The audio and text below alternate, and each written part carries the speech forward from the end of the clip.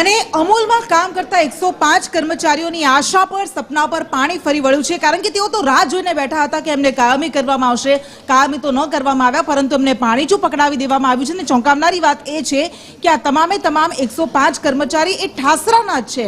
એના કારણે આ વિવાદમાં આવ્યો છે આ નિર્ણય, અને અત્યારે આંદોલન કરી રહ્યા છે આ કર્મચારીઓ, ફરી પાછા લેવાની માંગ કરી રહ્યા છે. અંકિત, આ આખો એવો મુદ્દો છે, આખો એવો મામલો છે કે જેના કારણે અત્યારે કરણી સેના, અમૂલના જ પૂર્વ વાઇસ ચેરમેન, ડિરેક્ટર સૌ કોઈ મેદાનમાં આવી ગયા છે. આ મામલે હોબાળો પણ અત્યારે થઈ રહ્યો છે. કુલ 24 કલાકમાં આ જે કર્મચારીઓ છે તેમને પરત લેવાની માંગ કરવામાં આવી રહી છે, અને જો આ પરત લેવામાં નહીં આવે કર્મચારીઓને તો આંદોલનની ચીમકી ઉચ્ચારવામાં આવી છે. માત્રના ધારાસભ્ય એક તરફ અમૂલના જે ચેરમેન છે તેમને આડે હાથ લીધા હતા. ઇરશાદ સૈયદ પાસેથી આ અંગે વધુ વિગતો મેળવીએ. ઇરશાદ, હાલ કેવી પરિસ્થિતિ ત્યાં? જી જણાવું કે જે ખેડા જિલ્લા દૂધ ઉત્પાદક સંઘમાંથી માત્ર એક ફોન કરીને 105 જેટલા કર્મચારીઓને છૂટા કરવામાં આવ્યા હતા.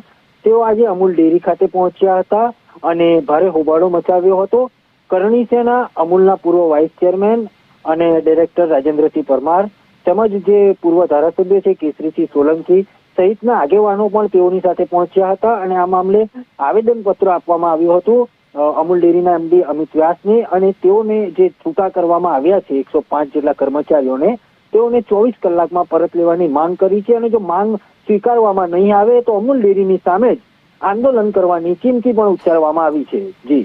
જી ઇરશાદ, આભાર સમગ્ર માહિતી આપવા માટે.